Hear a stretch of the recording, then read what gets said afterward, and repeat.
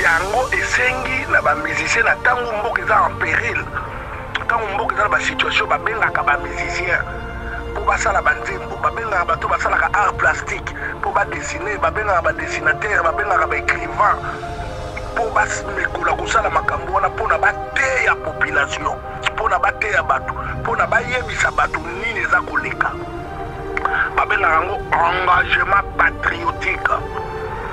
Sikoyo na ba musicien na biso na tango oyo mboka eza kosenga bango ba musicien na biso bamonaka ke etali bango te yango wana lokola komba na biso eza d'abord spirituel na canal mpe na nzela ya Fumuki Mbangu mvuluzi ya Loposo Moyindo nde amonisaki kati na biso ke eza na 3 classes il faut topekisa bango koyaka awa bazala kuna bamona souffrance ndenge moko na peuple ezali ba musicien ba pasteur na ba politicien yango na moni ba musicien na biso topesa bango embargo na ba politicien na ba pasteur eza kaka ba musicien te ezali bato bazali batutanaka na peuple mikolo nyonso bamonaka mpe mpasi ya peuple makambo ya Congo na rien à voir avec les makambo mabanga faut tuna kutu question wana te ko ramener biso pe na tribande wana te pour tout combattre les autres bango kwa kelingo ba komesi lango mais pendant que tous na combat bazo kwa biso te mais pourquoi tu connais la combat puis toi toujours radical et puis toi toujours objectif Landa tozoloko ta papier elenge ya Congo Glody Diasika la mignonne hey la mignonne Tracy Mbelenga bro Tracy Mbelenga bro Kata. Bien, voilà donc fidèles internautes de Lenga Congo TV officiel. Bonjour, merci de nous recevoir chez vous. Vous êtes très nombreux. Vous qui avez choisi tonton de la presse Juvenal Tibala, garçon très bizarre, aux événements presque dangereux et suspects. Vous êtes à Kinshasa, à Brazzaville, à Paris, à Londres, quelque part. Vous qui avez choisi Lenga Congo TV. Merci beaucoup de nous recevoir. L'actualité est dominée dans la ville province de Kinshasa avec la sortie officielle de l'album Qu'est-ce que j'avais dit de Ferré Gola, un album qui fait énormément plaisir à tous les Congolais en général. Félicitations encore une fois à celui qu'on appelle le padre Jésus des Nyons. Donc il séjourne maintenant au niveau de la fédération Russia Fédération pour une grande protection au niveau de Moscou, si je ne me trompe pas. Nous disons aussi que Fally Ipupa est ici à Kinshasa en train de préparer une grande production le 22 juin au niveau de Paris. Donc, Bateau Brandanabiso, Baïbi, Sigal. Donc, à moins que tout s'est trompé. Donc, grande production. Et nous allons débattre par rapport, parce que c'est l'un aussi des sujets où ils ont ça la rage na niveau il y a Europe. Weranson séjourne toujours au niveau des États-Unis d'Amérique, donc le 22 Oyo, le 22 c'est le retour de Weranson, et puis le 24 c'est sortie officielle de 7 jours de la semaine avec le roi de la forêt, l'homme de stratégie. Donc toujours c'est là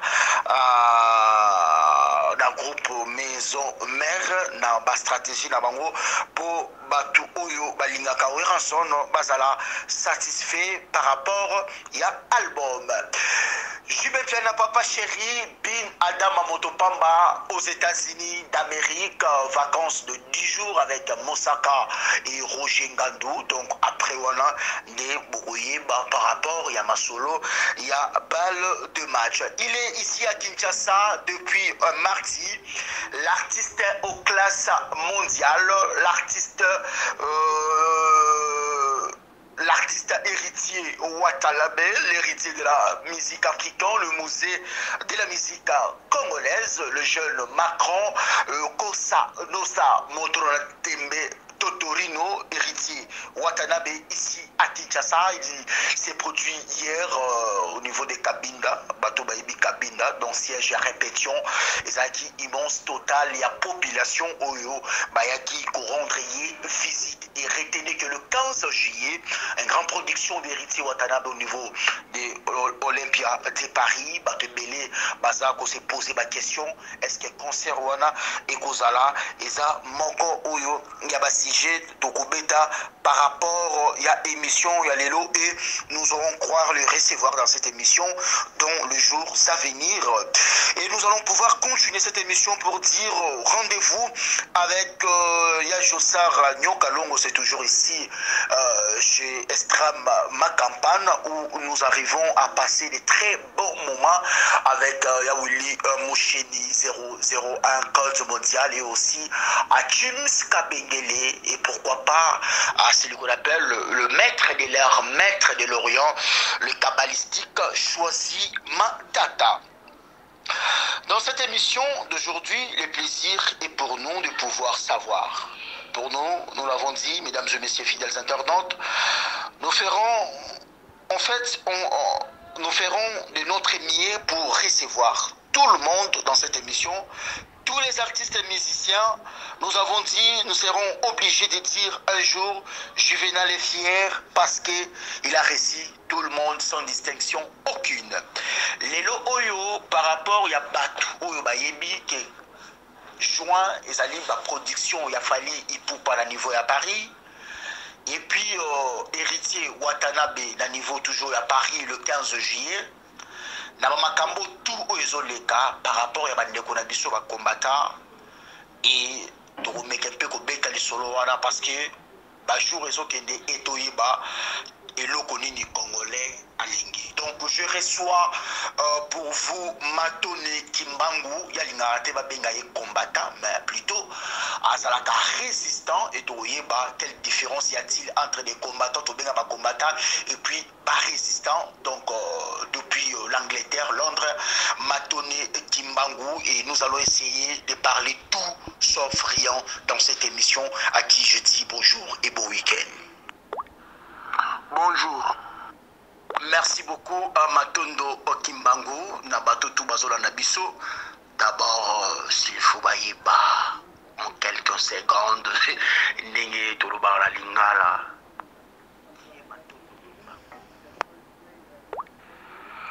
Allô, Matondo, na motuna na yo. Ezali ngai Matone Kimbangu Congo na London zone rouge. Nazali résistant, combattant, patriote, engagé. Merci, Matondo. Alors, Nabato Bolo Nabiso, d'abord, quelle différence y a-t-il entre résistant et combattant? Parce que Bato Belé Baye Bahati. Matondo. Combattant, Azali Mutu Oyo Azobundela Mboka. Oyo Azali soit na parti politique ou Azali pe en opposition. Azana idéologie Morubo et Songolo. Pe na idéal, babengake pe combattant. Mais résistant, Azali Mutu Oyo, Aza plus qu'un combattant, parce que résistant, Aza ko résister na Oyo Nyo surtout Yamabe Zosalama Namboka, et Aza ko combattre au même moment. Donc Aza lokola na deux rôles, ou bien plusieurs facettes. Yewana babengaka résistant. Matondo. Alors, Monsieur Matondo, ça fait déjà combien de temps il y a l'île Nabino Oyo Bozoa les Kanisi disons de Akolobake Botele Melaka Valeur Makambo Oyo Salama bien Tenamboka Bilonde Botele Melaka Yango. Alors, ça fait combien d'années déjà Bozo l'été contre Banti Valeur Oyo Salama Namboka? Matondo. Rectification. Nazali Monsieur Matone et non Matondo. Matondo Zali merci, Zali merci. Oyo Nabiso Bane Congo Tolobaka toujours sur Mota Tunu Likambo to apesu eloko. Foko zong sela Matondo pona Zali respect, Zali botosi oyo tozala nango na considération na l'être humain. Pona etumba oyo tozali kobunda ya occupation. Conscience Tobwania to mayele yela ki biso to bandaki tumba na Londres na 2005. Mais avant là, action peut va dire ça la mais vraiment ko banda ko combattre Kanambe Hippolyte to bandaki yango na 2005 Matondo. Merci beaucoup, monsieur Matone Kimbangu.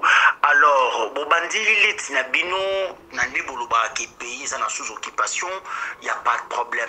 Bon, quel est l'apport Oyo, il y a Lilit Nabino Petra Lelo Oyo et comment payer Bandenge Moussousou, Bokoti Sango, na culture.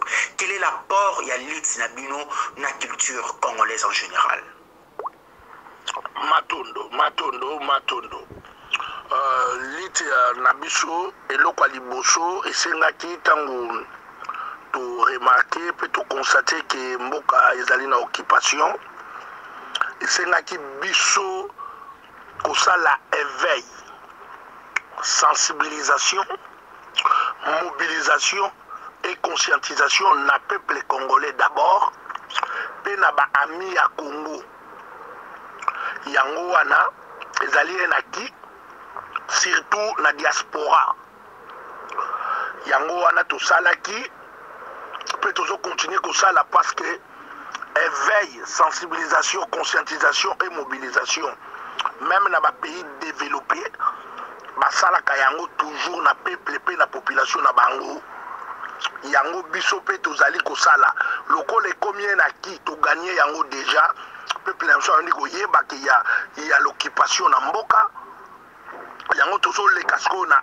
next step oyo tolobi eloko mosusu oyo tobengi coagir to ko passer na action supérieure donc yango wana toza na étape wana Matondo.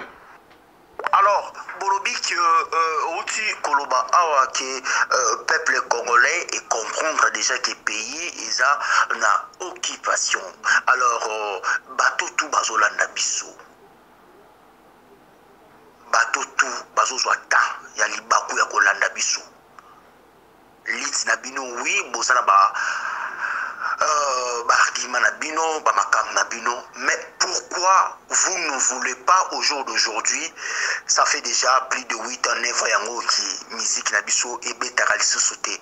Pourquoi les musiciens congolais ne pas comme cible, ne pas comme coupable, ne beaucoup moins accusé, bangoya ba makambo oyo et belé. Quel est l'apport ya ba musicien na makambo oyo politique? Allô, Matondo. C'est payé na mutuna na yo. Et y a non absous zali boye. Même lelo na Congo balobi 90% ya batu baza ba chrétien malgré tout les pays laïcs. Mais na kati ya Bible kuna balobi ki louange ezali ko sambela mbala mibale. Koyemba to banzembo ezali zo batende mutu azalaka musicien. Koyemba ezali travail moko noble. Yo o ezape ya lokuta te eza ya solo. Lokola bazali leader d'opinion peuple to ngulupa ya bato balandaka ndakisa na bango to komeka bango komekola bango. Yango esengi na ba musicien na tangu mboka eza en péril tangu mboka eza na ba situation babengaka ba musicien po basala banzembo babengaka bato basalaka art plastique po ba dessiner babengaka ba dessinateur babengaka ba écrivain po bamekola kosala makambo wana po na bateya population po na bateya bato po na bayebisa bato nini eza koleka babengaka yango engagement patriotique.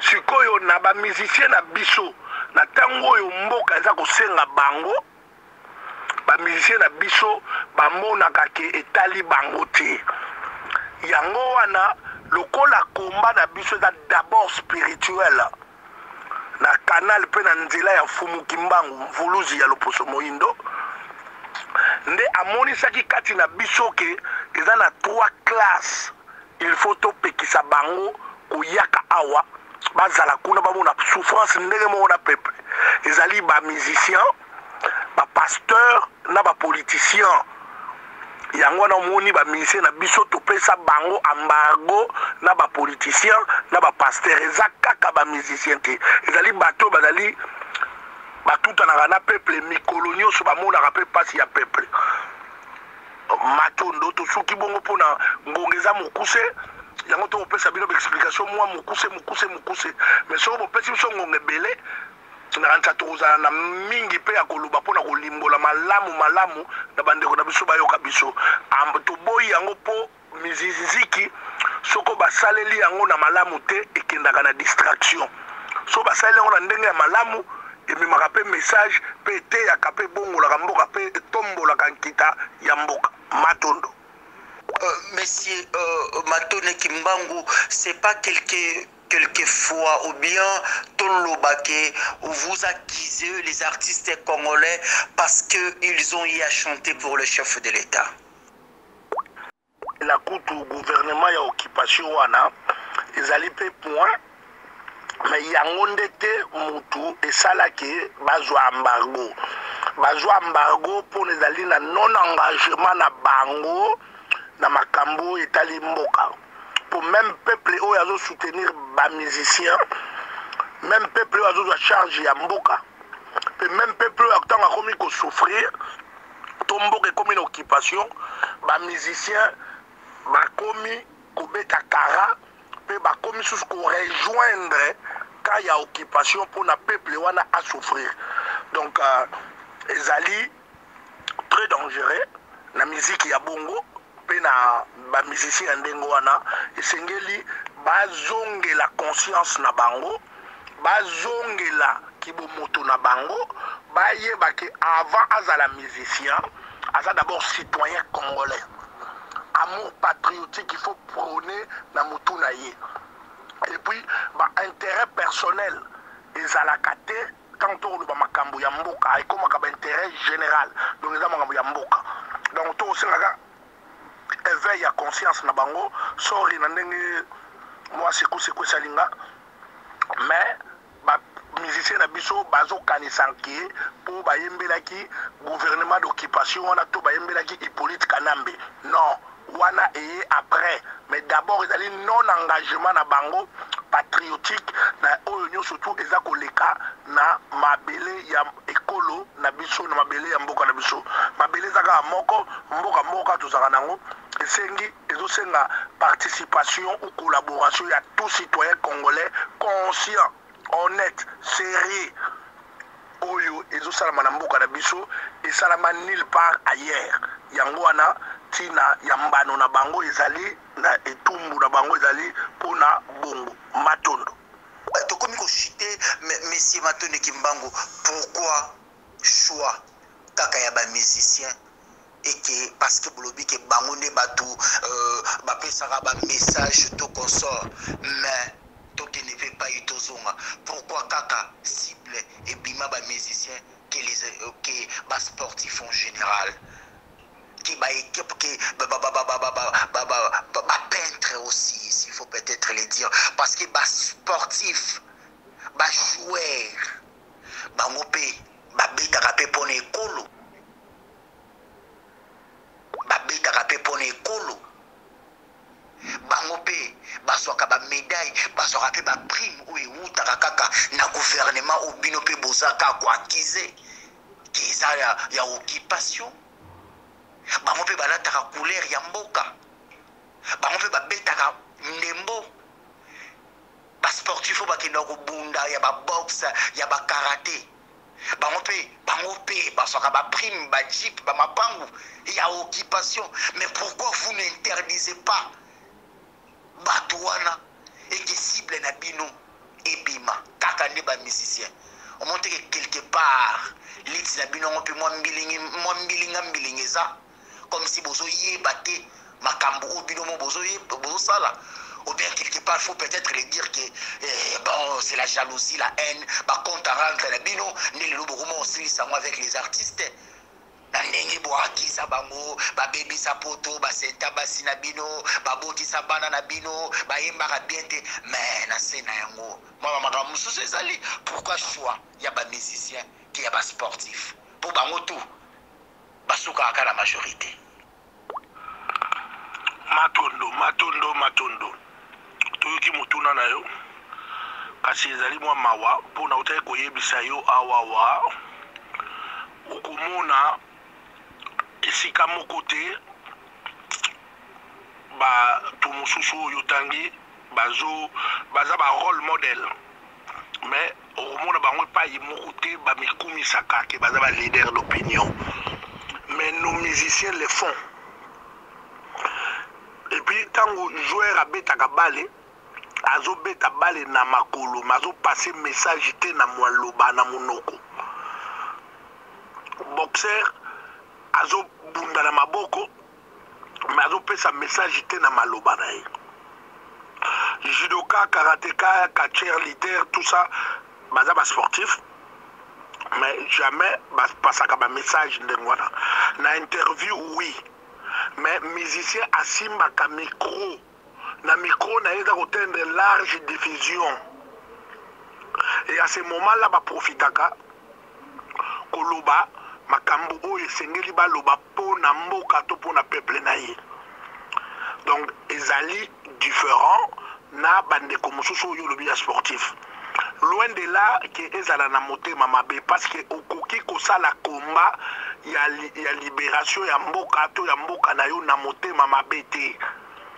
On ne fait pas ces combats sur une base de mensonges ni à haine ni à tribal ni à clan ni ya clientélisme osala combat ngo bongo te parce que combat ils appellent na ba fondamentaux na yango donc elingi koloba te ke parce que il y a combien de musiciens oyo ba sente basi na poto to ban na poto eza kutu minime to kopesa kutu exemple wana te eza pe kawana te parce que yango wana te nde biso tobundelaka mais tozobunda mpo na peuple congolais surtout oyo azali na Congo moins de 10% kaka ya diaspora eza libanda mais tozwaka kilo ya mboka wana mobimba biso donc loin de là que parce que toyini bango parce que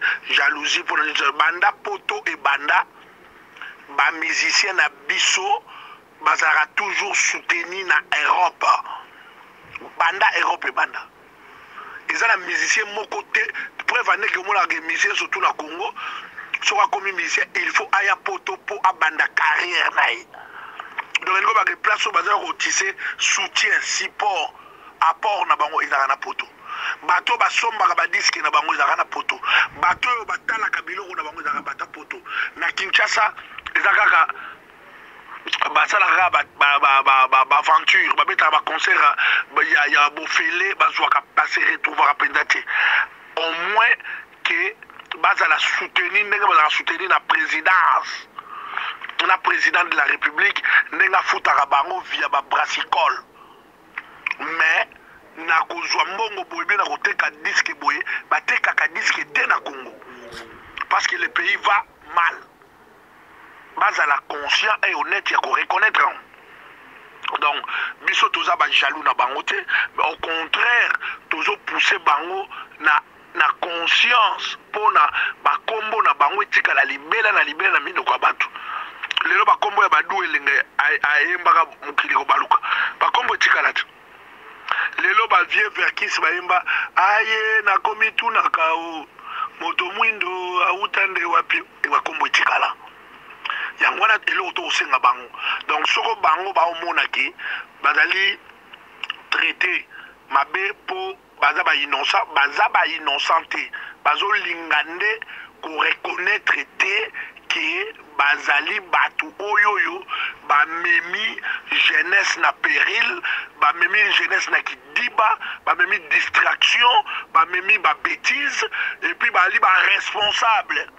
il y a un comportement irréfléchi et irresponsable mingi oyo ezosalama na Congo mpo bango mutu basalaka makambo wana baza ba leader d'opinion et puis baosala makambo yango mabe na mboka na biso Congo makambo ekomi kaka exemple fo bazwa ya musique mais entre temps on a makambo belé bato sekende bazo exemple allez ba politicien ba ko utiliser on siko ndengwana ba ticket na bango ba plateau ba télévision tous les dimanches samedi ba les gars ba tour ndenge ba lingi pour dire que des sottises et des bêtises mais ba émission o ekoroza la éducative ba émission wana ba longola yango ba linga teleka distraction na distraction ba ticket libre église 24 heures sur 24 heures pour na toujours nini ba bêtise ko la ça ba pongi ba politicien mabumu toujours kaka po ba rolia ba le kaka ba lo ba bêtise mais makambo eza ya solo et sérieux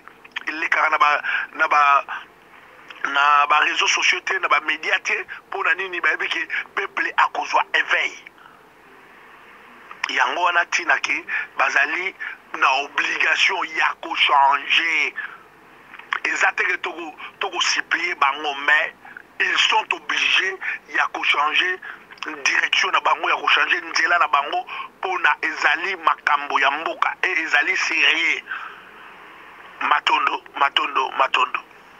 Non, en fait, de poser question par rapport qui lit Nabinango Hermoko et suit moi direction Moussousou parce que Moko Pekaka Yabatu Nabino, soi-disant, s'il faut peut-être les dire combattant, mais le Loroyo, le boxeur Mouchafu, Yuri, Kalinga en France, tout le monde a capture d'écran, il y a un message Oyo, Aza n'a pas compte à rendre parce que Kaki héritier qui était parce que Kaka Fali à bois qui était na l'album il y a peut-être les européens a commis qualité qui a commis combattant quelque part aussi vous ne voyez pas que et commis moi makambo ebele c'est ça quelque part matondo tonton Juvenal avec tous les respects ne ramenez pas les débats très bas. Pour na makambo ya mabanga c'est rien par rapport ya makambo oyo ezali ya Congo. Makambo ya occupation avec les mabanga n'a pas de rapport. Pour na kobwaka mutu ezosenga nango kaka quelques secondes babwaki mutu. Nandi peut-être que na rang ya ba sportif oyo tozali ezosenga kaka babwaka biso. Non. On n'a pas besoin de ça. Il y a un moment où tu as dit il y a un moment non. Makambo ya Congo n'a rien à voir avec les Makambo Mabanga. Faut tout na kutu question on a dit. On ramener biso pe na très bandé on a dit. Pour tout combattre les autres on va boire que les combat si nango. Mais pendant que tu as na combat bazo boire biso. Mais pourquoi tu connais un combat et puis toi toujours radical. Et puis toi toujours objectif.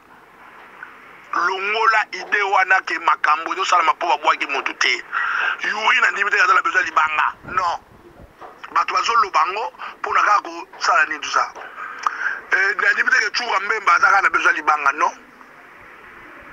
ba sportif basé belé ezaka bana besoin mabanga te pe ba sportif ba otika ko bota mate ba ko sala ma toujours ba ko kola ba ko ya ba ko na besoin lancement ou pas mais makambo Congo reste toujours mamba Congo. Photo est au Kabola, ma part des choses. Donc, l'indimité qui est pour Libanga, ils ont dépendre de chacun. Mais l'indimité qui est pour Libanga, Magamba Congo, notre combat est noble et juste. Magamba Congo, occupation est solo. Bazako boma batuze ya solo, ba viole au salé média solo, ba déplacer au salé média solo, ba canaille injustice sociale. Et ça mana Congo eza ya solo, makamulu eza ya solo. Donc je ne vois pas ma banga na katiwana. Donc c'est comme ça quoi. Matondo. Merci beaucoup. Namoni Yokomi déjà monté. Alors dernier message na bateau tout Bazolanda Biso à travers les Congo. Allô Bandeko ezali wabino ndeko matone kimbangu Congo di maître Israël naza moko ya babundeli ya Congo moko ya batenor na vandi na London zone rouge message ezali clair oyo tolingi totindela bandeko na biso ya Kinshasa pe ya Congo République démocratique du Congo mobimba pe ya diaspora. Notre pays, la République est en danger. Ezosenga participation, contribution de chacun. Les osenga biso ba distraction ti.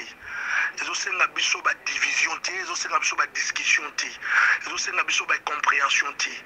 Parce que ba makambo toza ko discuter dango ou bien toza ko se diviser, ils allaient moquer par rapport aux ils allaient bosso na biso. Toye ba mabele ezalaka moko, toza ka na République démocratique du Congo moko. Oyo convoitise il y a Batou Ebele, il y a occupant, il y a multinational, Bazako Lingate, tous à la Congolais, Bazou Lingate, tous Kabola Kitana, bisoto vivre en paix. Donc Yangoana, ils ont sénaté, yo musicien, yo politicien, yo pasteur, où il y a la distraction, surtout la diaspora. Nous ne voulons pas de ça. Mais vous avez frère Nabiso, vous avez ami Nabiso, vous avez collègue Nabiso. Toujours tsenga na bino kaka. Retour na conscience pour Namboka Nabiso. Abat la distraction, abat la jalousie, abat la haine, abat la convoitise, abat vraiment clientélisme, régionalisme, tribalisme, tous en ont besoin, mais tous en ont besoin, il y a tout et chacun de nous, aïe bako soutenir, et aïe baké mboka, ils en ont danger. Participation, contribution à chacun de nous, est obligatoire. Donc, toute cette distraction pour nous démanteler occupation, na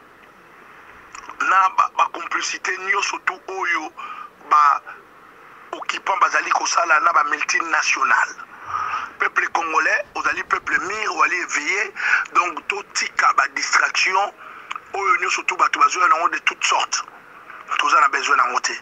Et puis combat na biso ezali noble et juste. Et tumba na biso ezali ya motu ya pe ya solo.